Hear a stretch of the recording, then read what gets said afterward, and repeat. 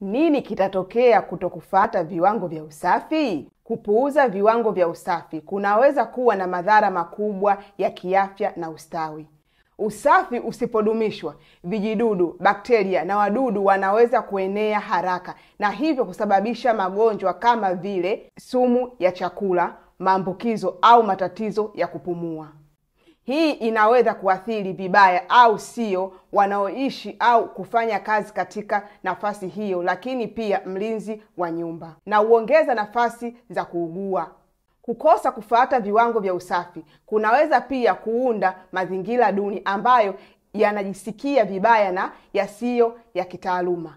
Katika maeneo ya kazi kama vile hoteli au ofisini, huacha hisia mbaya kwa wageni na wateja, jambo ambalo linaweza kuharibu sifa ya biashara na kusababisha hasara ya wateja. Katika nyumba, mwajiri wanaweza kuhisi kuchanganyikiwa au kutoridhika na kusababisha migogoro au hata kupoteza kazi.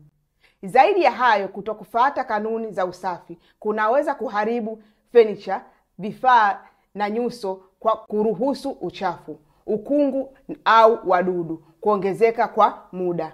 Hii inaweza kuhitaji matengenezo ya gharama kubwa au kuingizwa kwenye ambao ungeweza kuepuka kwa uangalifu au unaofaa. Katika baadhi ya matukio, mwajiri wanaweza kuwa na mahitaji yao madhubuti ya usafi. Ikiwa na haya yatapuuzwa, huenda yakazua mvutano na kutoaminiana na kuthamini mahusiano kwa wafanyakazi. Ndivyo maana ni muhimu kufuata viwango vya usafi kwa ukaribu.